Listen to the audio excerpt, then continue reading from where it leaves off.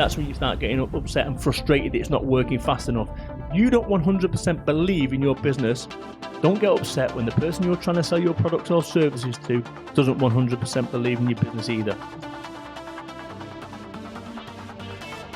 And actually, if you've not got that self-belief, when it starts getting a little bit sticky, go back and go and get a proper job.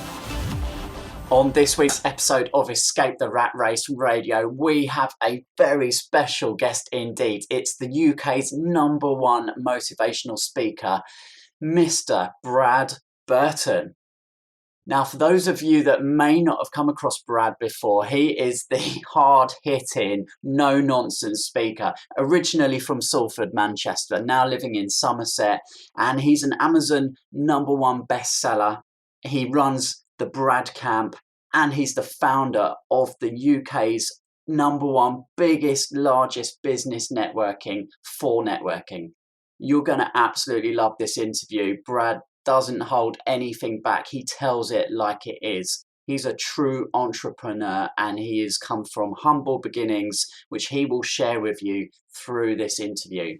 So let's not wait any longer. I can't wait for this. Let's hand it over to Mr. Brad Burton.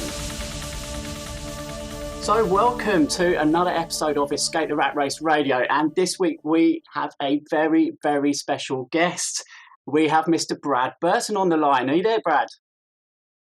I'm just hiding now, pretending, just joking. Yeah, I'm absolutely here. Ready to roll. 9 o'clock on the nose. Oof, let's do it. Yeah, good stuff, Brad. How are you doing today? Yeah, you know what? As always, I'm kicking ass. I've got a really positive outlook. It's Monday. I'm good to go. You're good to go. What's not to love? I know. And where are you in the world today, Brad? Well, I've actually got myself a secret bunker over in Somerset. I'm a bit like Batman in that I've got myself a underground cave and laboratory where I hide out and do all my mixing now, rubbish. I'm actually over in Somerset. I'm based in Somerset now. I've lived here for about 20 years. And, this is home for me now. Originally from Manchester, but Somerset right now is home. Yeah, very nice. And we obviously hooked up a couple of weeks ago. We met at the Entrepreneurs Academy London the other week, which is run by Junior, and you smashed up the crowd like you always do. That was a great night. Yeah, you know what? It was a wonderful night, and there's a real vibe there. There's a lot of people coming up to me afterwards. You can always tell a good gig because of that. Either people shoot off or you've got a big queue of people. It was wonderful. I'm just a working class lad from Manchester, and then people, getting me autograph and people taking photographs. It was, mind blowing. But yeah, great gig. And what Junior's doing out there is really groundbreaking. Definitely, hats off to him. Let's really get stuck into this because I want to obviously give maximum value to all of our listeners, all of the Escape the Rat Race members. Now, the podcast comes out on a Monday morning, so for many people, Monday mornings are something they dread. I know that I've been in that position in the past where I just can't really be asked to face another week, sat in the office, looking at the clock and... it was over 10 years ago, if I'm right, when you sacked your boss, and you've got a great story behind that. Would you say that it's got easier or harder for people in this day and age now to be able to sort of leap from that employee to entrepreneur route? If you're dreading Monday mornings or your weekends are going too fast, you're in the wrong job, you're in the wrong business. And I was in the wrong job, wrong business 12 years ago. And I told my employer to shove his job up his backside. And, I was £25,000 in debt, no income. And my wife wanted me to go and get a proper job because at least you know where you stand. You know exactly where you stand with a proper job. No, you don't. Tell that to the 5,000 people from HSBC that have just been let go. The 3,000 people from Boots. When you run your own business, you know exactly where you stand. Skin, you've got to get used to it. I would say that right now, more than ever before, especially with the likes of the internet and the fact that you can work anywhere and you've got your mobile phones, your iPhones and what have you, more than ever before, it's so easy. It's so easy. But I think the thing that people lack is self-belief. And actually, if you've not got that self-belief, it's all too easy to go, when it starts getting a little bit sticky, go back and go and get a proper job. I think the prevalence, like I say, of handsets like me, when I'm on the road, I'm always in contact via Twitter, via Facebook. And that's the thing, is that the old days of having to pick the phone up and do cold calling and the like, you can just circumvent that now. And you can just at Brad Burton on Twitter. Yeah. So more than ever before, it's a whole lot easier. But I think the thing that's not changed is that self-belief thing. I think that's the X factor, whether you've got what it takes or not to make it. That leads on perfectly to the next question that I had, is entrepreneurship for everybody? And is it something that can be learned? So I'm 43 now. I didn't start my own business off till I was 31, right? that's 31. That's quite a long time in my life, really, before I threw the switch. And what happened for me was I was working for a company. The penny dropped that I could be working 40, 60, 80-hour weeks for this company and still never be able to have the life that I wanted for my family. And it was like the sort of scales fell away from my eyes, and I just thought, wow, everything that I've been told, work hard and get yours, you get a nice, comfortable pension, was a myth. So in terms of entrepreneurship, I don't actually believe everyone is cut out for it, and I think it's all too tempting to think you are cut out for it. I think it's all too tempting to watch The Apprentice or Dragon's Den and think that could be me. I've got a great idea. Well, great idea is just one part of it. Literally, the amount of great ideas that I've had in my time, that's 1% of it. The actual doing it is 99% of it. So I don't think everyone's cut out for it. I think people need to be honest. To save themselves, getting themselves into a mess, I think they need to be honest with themselves. And it's a bit like the X Factor, you see people going on there and they sound like wailing banshees, yet the family and friends have said, yeah, it's the best, you're the best singer ever. Come on, Simon, put her through. And that's the danger sometimes with business, in that you see people, it's all very well saying, yeah, there's a great idea for you to paint pictures and everyone will buy them. But actually, talk is cheap, money buys houses.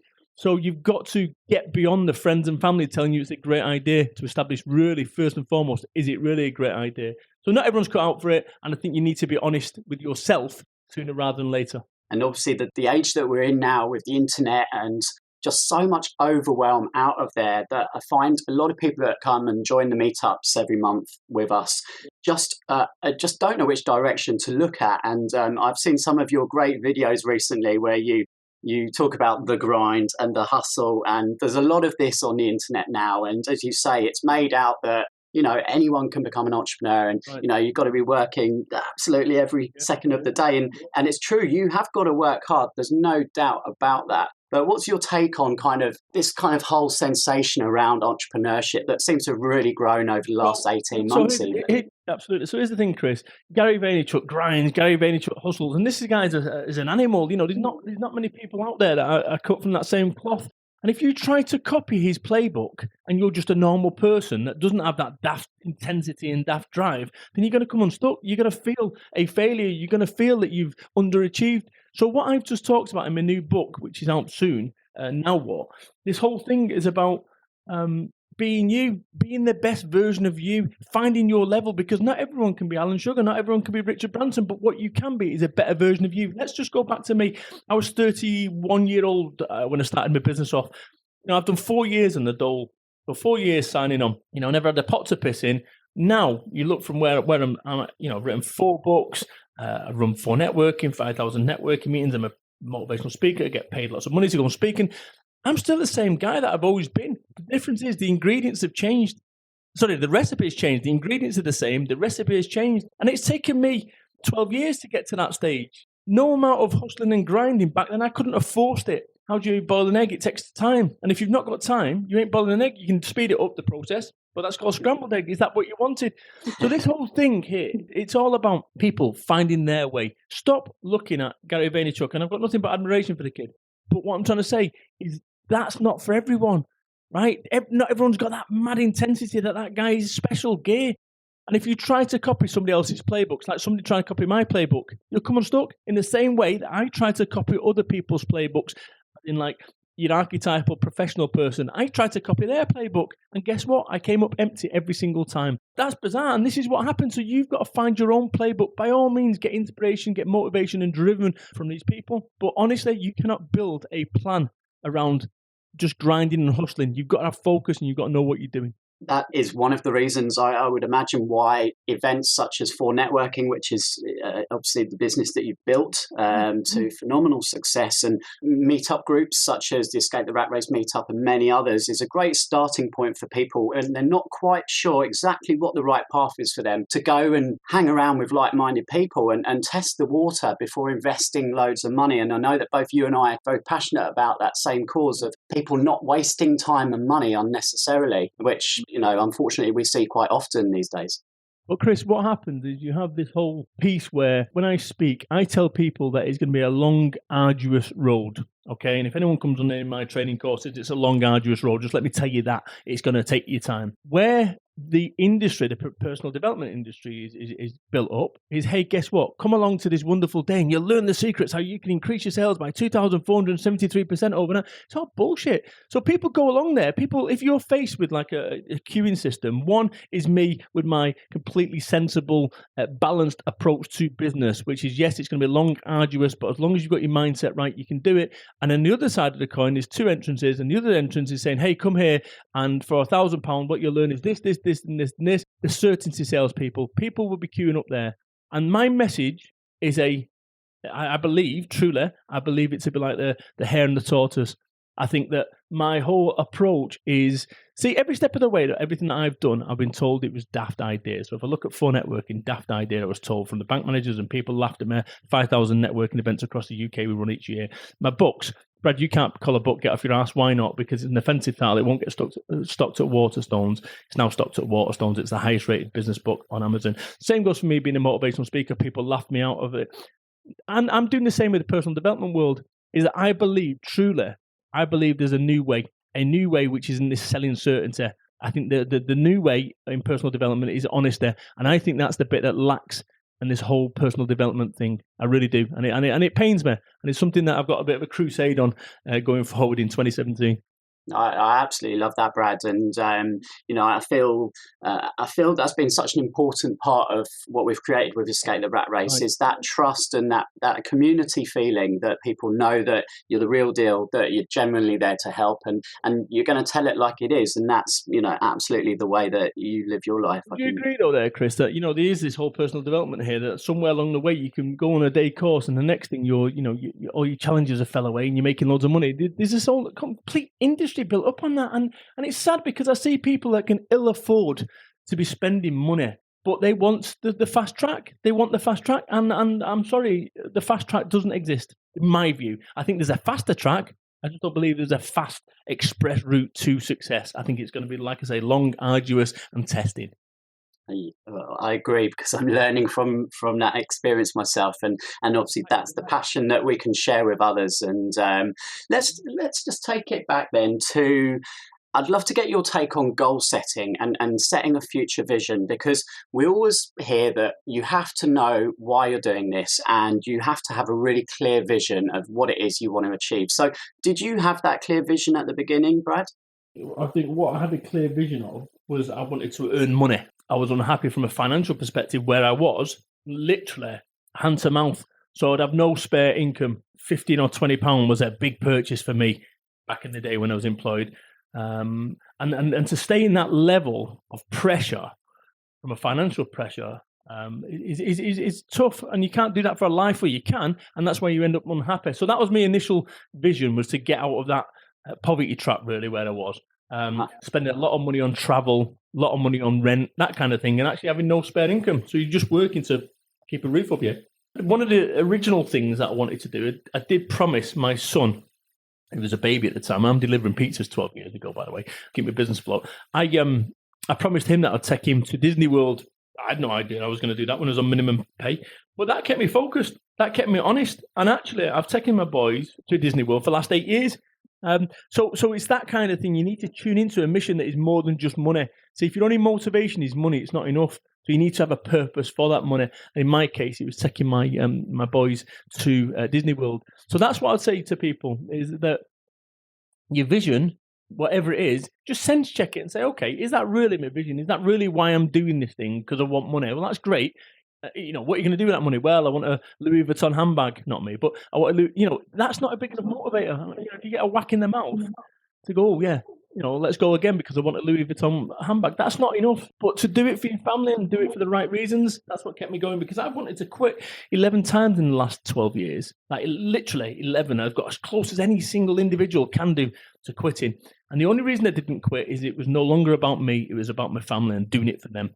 That was one of the points that really stuck out for me when you spoke the other week, was your 1, 2, 3 priorities, and how you realised that actually you had those 3 the wrong way around. And maybe you could just share that quickly with everyone. Of course. My priorities back in the day when I first started off were 1, business, 2, family, 3, health. And actually, I've got type 2 diabetes. I've got my business was rocking and rolling. I got type 2 diabetes because my health was at the back of the queue. And because my business was ahead of my family, I had a nervous breakdown. And I also was one day away from getting divorced, but I got a multi-million-pound business. My priority list is flipped now. So my priority is health first, family second, business third. And that allows me to understand that actually, if you've not got your health, everything else falls to shit anyway. Yeah. So I've just flipped it. So rather than it being, which most people, this entire, 4 a.m. club, grind, hustle, priority is about business, winning at any cost. And that cost is often too much. In my case, illness, and also I had a mental breakdown as well, nervous breakdown mentally, because the pressure got to me because I put health right at the back of the queue. So I urge all your listeners, as tempting as it is, to be focused on business, to get it through. There is a way through which will take you a little bit longer, but you'll be able to sustain it, because I could have quite easily been in Wetherspoons at 8 a.m. in the morning now, drinking a pint, being divorced and having lost my business as well. And that's what happens. So I would say to every single individual, this is my priority list. This should be your priority list. 1, health, 2, family, 3, business. And that's taken 12 years of running my own business to realize that, if you see what I'm saying. But only because I was so close to losing it, and it could have gone completely the other way. I might have been, like I say, not having this interview now and be sat in Wetherspoons nursing a pint at 9 o'clock in the morning. Advice that just must be heeded. I get very wrapped up in working as well, and my girlfriend's like, you've just got to take some time out, and sometimes when you're so focused on your business, you can just get really sucked in like that. I can see that happening already. So absolutely critical advice. I think we enjoy it because it's exciting, right? Because when you're an entrepreneur and you're out there and you've got no money and you're begging, you're stealing, you're borrowing. I get it. It's exciting, but so is driving at 100 miles an hour. Can you imagine driving 100 miles an hour? How exciting is that? Oh, wonderful. It's redlining the car. Everything's exciting. And all of a sudden, a cat runs out in front of you. Straight away, you're either veering out of there, and because you're going so fast, you only got a split second to think about it, you've got no spare bandwidth. All of a sudden, you're in a hedge or you've hit the cat, and then you've got to deal with that forevermore. That is a great metaphor for what happens when you're driving at 100 miles an hour. You think it's exciting, and it is exciting whilst it goes your way. When it goes the other way, all of a sudden you go, how did he end up here?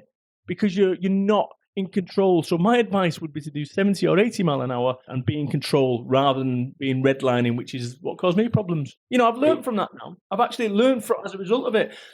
And as I said when I spoke at the Juniors thing, this is everyone's story. The difference is I'm daft enough to share it. Yeah. If you keep driving at 100 miles per hour, you're going to burn out the engine, aren't you, pretty quickly? So can't sustain that forever. And that's the other thing. And go back to me. Dynamic entrepreneur, written 4 books, motivational speaker, run my business and everything's cool, blah, blah, blah, blah, blah. And yet I had a nervous breakdown. So are you telling me, person listening to this now, are you telling me that you've got more mental fortitude than me? Are you telling me that you can resist? Because I tell you something, you can't run from your head. So there is a way here of, and it's a great example, something to do on one of my workshops. I say this, would you rather have a £2 million business and be divorced, nervous breakdown, and broken? Or would you rather have a £1 million business and be happy, married, and balanced? And it's an obvious, but there's a price to pay for success, and often it's too much, and people don't realise that until it's too late. We know there's going to be some tough times along the way, Brad. You just mentioned, obviously, some of your own personal experiences. What's a couple of tips or your best tip for someone who's either in that transition period from employee to entrepreneur? They're working a full-time job and then they're going home at night and they're putting 4-5 hours into their own business and maybe weekends as well. And sometimes the motivation dips, we're putting the work in, and a phrase that I like is success is a lagging indicator. You've got to put the hard work in before you necessarily see the results. So what are a few tips for people who maybe are just not seeing those results yet and are getting a bit demotivated? So 2 things here. If you're running a business and also running a full-time job, I get it. But somewhere along the way, what's happening here is you don't 100% believe in your business idea. Because actually, if you're 100%, as in 100% believed in your business idea, you'd walk today, right? But somewhere along the way, either you've not got the money, Either you've not got the whatever, but something's going on here. Because actually, just think about the logic that if you 100% believed in something, you wouldn't. If you 100% believe that your parachute's going to work, you wouldn't worry about jumping. I think that's something that the people need to question themselves here. And this isn't about being reckless or throwing everything in the bin. It's not about that, right? But I think you need to put down a deadline. See, I walked out of a job after a meeting at work. I went, you know what, shove it. And I walked out £25,000 in debt, no income, a wife that wanted me to go and get a proper job, and baby Ben. I had no savings, and I walked out of a job. At no point have I starved to death. At no point have I had my house repossessed. I've had letters from the mortgage people telling me that I'm behind in this, that, and the other, and I rang them up and I knew what to do and blah, blah, blah, blah, blah. But at no point have I lost. So all these things in your fear that you think are going to happen, they don't, or it's rare they do. You've got to be really stupid to lose your house, right? Because actually there's laws in place now that actually as long as you speak to them, it's when people don't speak to them, that's what causes them problems. So I would ask your audience to say, okay, put down a date. Put a date down when you're going to hand your notice in and walk, right? Whether it's 3 months away, 6 months away, a year away. Put that date in your calendar. And on that day, you walk or you decide that actually it's not for you. Because I'm telling you, as that deadline nears, you'll get more and more focused. The fear that you're going to have to encounter will bubble over, or you'll turn down the heat and it'll subside. But you've got to give yourself a deadline, because at the moment, you're not taking it seriously, if I'm really honest. You're not taking it seriously, you're playing at it. And then when you get playing at it results, that's when you start getting upset and frustrated that it's not working fast enough. If you don't 100% believe in your business, don't get upset when the person you're trying to sell your products or services to doesn't 100% believe in your business either. Deadline, definitively. Ask yourself a question, do you 100% believe in this business? If the answer is yes, then what are you waiting for? Because my wife wanted me to go and get 3 months worth of money before I started my own business off, right? Now, bear in mind, going back to what I said before, £20 was a big spend back then. Imagine I could save £100 a month, let's say, for sake of argument, or £200 a month. It would have took me 2-3 years to get to that 3 months worth of money. And then what happens if the alternator on the car goes, or the boiler goes, or we need to buy a school uniform? But do you see what I'm saying? So all of a sudden, you're waiting for perfect conditions. I'd be probably about 42 years old before I started the business up on that basis. Yeah. So I never starved to death. I never got my house repossessed. So the question I would ask is, what's the danger? The danger here is if you start your own business off and it doesn't work, then guess what? You can go and get a proper job, which takes you exactly back to the very place where you already started. Go for it. Brilliant stuff. I'm going to move on to have a little bit of fun with you now. So this a new feature, which you're the very first guest to sample this. So maybe let me know what you think of this. So going to move into a few kind of rapid fire questions here for you. And going to kick it off with the daily discipline. So this is one habit or activity that keeps you focused and on the path every day. What would that be? Twitter or social media. I'm massive on social media in terms of, when I say massive, I'm massively active. So I'm on Facebook, the 4 networking community, daily. So, I mean, listen, that's where I hang out on Facebook, the 4 networking Facebook community. I also hang out on Twitter. I just love social media. It keeps me active. It allows me to throw my thoughts out there. And also the great thing about that is it also allows me to find new content. So I put stuff out there, and if it takes light, I go, okay, that's cool, and I put it into a little folder, and then I know that's that'll be new content either for one of my speaking gigs and for another book. And that's how I've written this 4th book. This Now What book was on that basis. That moves nicely into all readers are leaders. So what's the book or audio other than your own which has most inspired you recently? Yeah, Tony Blair's autobiography. I just love that. In that it, for me, showed me that what they did, the Labour Party, New Labour, is they made the establishment look old-fashioned and fuddy-duddy, which is exactly what I've done every step of the way, whether it's for networking, my books, my speaking. That's what I've done. I've made the establishment look old-fashioned and fuddy-duddy, not by saying, hey, they're old-fashioned and fuddy-duddy, but by making them look, because I'm so progressive and a modern approach to business. So Tony Blair's autobiography for me, just fabulous. Fantastic. Okay, so moving swiftly on to the rejection recall. So can you recall the biggest rejection in your business life? What was it and how did you bounce back from that? I've had lots of rejections, and actually, I don't give a shit about them anymore. It's funny because I'm genuinely not bothered. There was a time when I went for a TV show to be a presenter on a TV show, and I got down to the last two, and I got rejected.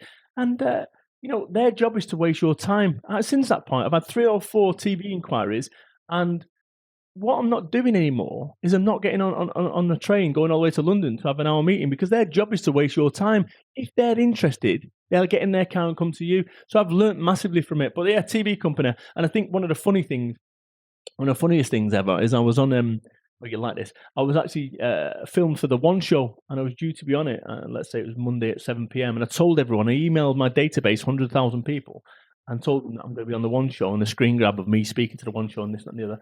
And 7 o'clock comes, the show's on, everyone's tuned in. It's like I'll watch on Twitter, everyone's watching it. 7:29, I'm still not on. Show goes off, everyone lolling. The producer says, "Sorry, Brad, it got cut at the last minute, but don't worry, it's going to be on Wednesday."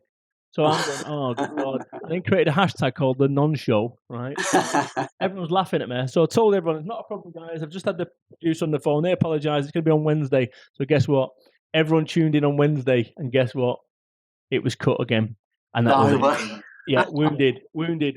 So that was probably the biggest thing. But what I did is, like I say, I created the hashtag, the non-show, and rather than running from it, I actually started embracing it. A couple of mentors now within For Networking. One is Ian Dixon, former European Business Coach of the Year 2013. He looks after me. And funny enough, I'm on my way to see him today. We're going to go and have a curry and get drunk. And also the other guy called Crosley is the Mindtech technician. And another phrase that really stuck in my head when you spoke the other week was mentors for me. Rather than actively going, "Hey guys, I'm looking for a mentor," you just find someone. Awesome. That's what I do. I just find someone. Mr. Miyagi, we found Daniel painting fences. It wasn't, "Hey, I need to have a mentor." So I would, rather than actively say I need a mentor, just actively look for one. And then when you find the right person, but this is the other thing, follow one person. When you're trying to follow too many people, and like I say, I've got 2, one a business coach and a mental coach. So when you're trying to follow too many people, it gets confusing. And that's where I think people go wrong. You see them on Facebook going to the next conference and the next conference and the next conference and the next conference and the next conference. Fucking do something. Too much talking, not enough doing. Final one of this rapid fire new feature here is called What's Happening. And this is, what's the most used app on your phone at the moment, Brad? Yeah, that's it. I'm looking now. The most used app on my phone is Waze, which is the GPS system by Google, which is great because it's a real-time social media thing. So I'm driving along the motorway and I see a police speed trap. I press the button to say police speed trap, and everyone else on the network gets to see there's a police speed trap there. That saved me 9 points in the last 12 months. I drive 20,000 to 40,000 miles a year. I love Waze. Thank you so much, Google. And I'll tell you something about that. A great example of technology. Waze, I've got a 200, 300 pound Garmin GPS. I don't use it anymore. It's in the bin, right? And I use Waze, a free app, WAZE. Honestly, absolute point saver. So, Brad, it's been awesome speaking to you. I know that your schedule is hectic. You've talked about your book that's coming up. When is that coming out, Brad? Yeah, it's November 17th. So by the time that people read or listen to this, go to bradburton.biz/now what, and you'll see everything you need to see about that new book. But genuinely, it's a book where if you're at a crossroads in your life, will help you find answers. And this is from experience of losing lots of stuff, of experience of winning lots of stuff. And it's the kind of book that only you can write having had the ups and downs of running a business for over a decade. That sounds great. And of course, you've got your For Networking meetings all across the country. Where would people go to find out about where their closest meeting might be, Brad? Good stuff. So do find it on Facebook, the For Networking community. That's probably the best way to look at it. Or go onto the website, fornetworking.biz, which we are now working on a brand new website, which will be out in May next year. But yeah, I mean, you've got my books. Find me on Amazon. Just Google Brad Burton if you want to have more access to me. But do find me on social media. Like I say, I'm really active, and tell me that you listen to this podcast, and we go from there. Excellent. Brad, thank you so much for your time today. It's been an absolute pleasure speaking to you. I look forward to our next encounter, and I wish you all the very best for the forthcoming future. Well, I hope you enjoyed that interview with Brad Burton. He laid it all on the line in typical Brad fashion. doesn't hold anything back, and I love his style. If you enjoyed Brad's interview and you want to check out more of his work, then go to Amazon. He's got a whole bunch of books there. Get Off Your Ass, Get Off Your Ass 2, and Life Business Just Got Easier. He is absolutely phenomenal. He's the UK's #1 motivational speaker, and now I think you know why. Okay, you've been a great audience today, as always. If you haven't already joined the Escape the Rat Race Facebook page and online community, then search for us there. We've got a private group and you're more than welcome to join. And of course, the official Escape the Rat Race website, www.etrr.online, with loads of free training, resources, and a whole bunch of personal development books and business books to get you motivated and fired up. Wishing you a wonderful week. Until next time, bye.